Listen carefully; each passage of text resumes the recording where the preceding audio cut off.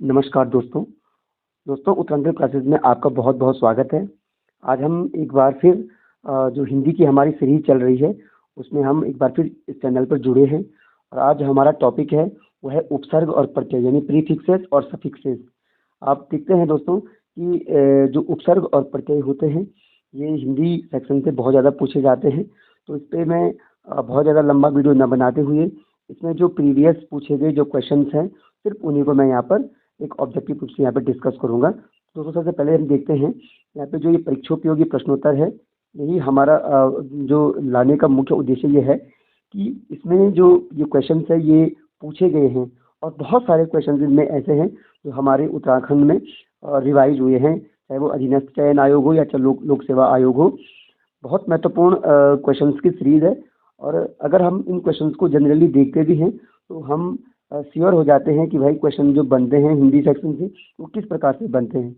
सबसे पहले यहाँ पर है उपसर्ग का प्रयोग होता है।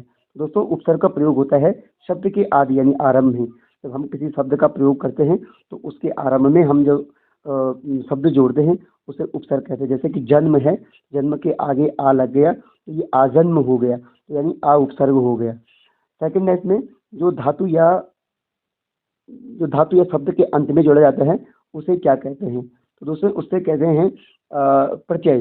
प्रत्यय क्या होता है कि धातु के अंत में जोड़ा जाता है, जो शब्द होता है उसके अंत में जो शब्द जोड़ा जाता है उसे प्रत्यय कहते हैं। और उपसर्ग क्या होता है?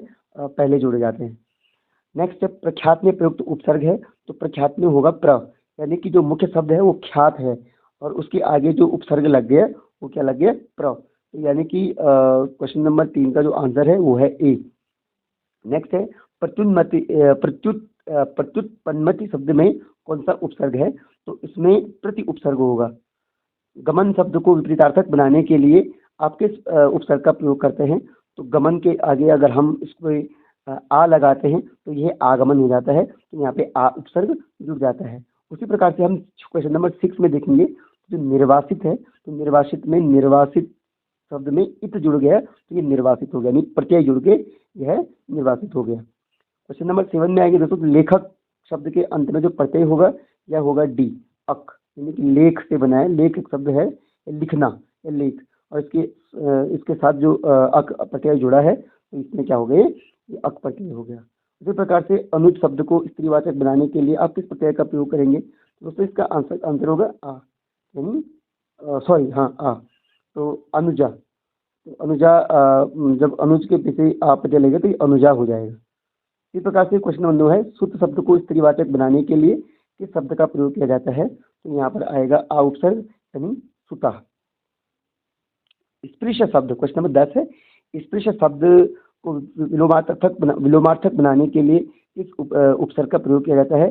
तो इसमें होगा यानी अस्पृश्य। प्रतिकूल शब्द में कौन सा उपसर्ग है? तो इसमें डी होगा, यानी कि कूल के आगे प्रति लगे तो प्रतिकूल हो गया। कौन सा उपसर्ग, क्वेश्चन नंबर 12 है, कौन सा उपसर्ग आचार शब्द से पूर्व लगने पर उसका अर्थ जुल्म हो जाता है? तो इसमें होगा अत्याचार, यानी अति, अति लगने से यह शब्द क्या हो जाएगा? अत्याचार हो जाएगा। क्वेश्चन नंबर 13 है, कृदन शब्द का से बना है, निम्नलिखित में से कौन सा शब्द कृदन शब्द से बना है? तो इसमें है बिकाऊ। दोस्तों जब आप समास पढ़ते हैं तो इसमें मुख्य रूप से यही चीज़ हमें जाननी होती है। दो प्रत्यय होते हैं, कृत प्रत्यय और कृदंत प्रत्यय। कृत प्रत्यय जो होता है वो क्रिया में जुड़ता है और कृदंत जो होता है धातु में जुड़ता है। तो यहाँ पे उसी प्रकार से बिकाऊ है, ये कृदंत प्रत्यय का उदाहरण है। किस शब्द में आवा शब्द प्रत्यय नहीं है? तो सब में आवा प्रत्यय लेकिन लावा में नहीं है। दिखावा जो है, जैसे में दिखना मूल धातु है, चढ़ावा में चढ़ना मूल धातु है, भुलावा में भूलना मूल धातु है। इनके पीछे जो प्रत्यय लगा है उससे इनका अर्थ दिखावा, चढ़ावा और भुलावा हो गया है। लेकिन जो लावा है ये अपने आप में ही एक अलग शब्द है, तो इसमें आवा प्रत्यय नहीं जुड़ेगा। क्वेश्चन नंबर 15 है, इनमें से कौन सा शब्द समूहवाचक प्रत्यय नहीं है? तो समूहवाचक प्रत्यय में आपका प्रेस नहीं आएगा। लोग, गण, वर्ग ये शब्द क्या है? समूहवाचक शब्द में आएंगे लेकिन प्रेस नहीं आएगा। व्यवस्था से पूर्व कौन सा उपसर्ग लगाया जाए कि उसका अर्थ विपरीत हो जाएगा? यानी व्यवस्था के आगे हम अ उपसर्ग लगाएंगे तो यह क्या हो जाएगा? अव्यवस्था हो जाएगा। नेक्स्ट है 17 क्वेश्चन है, निम्न में से किस शब्द में प्रत्यय का प्रयोग हुआ है? तो इसमें डी है धनिक। धनी से इक प्रत्यय जुड़ा है तो ये धनिक हो गया है। 18 में इस शब्द में प्रत्यय लगा हुआ है तो डी में यानी जादूगर में प्रत्यय लगा हुआ है। 19 के शब्द में उपसर्ग का प्रयोग हुआ है तो दोस्तों ए है उपकार।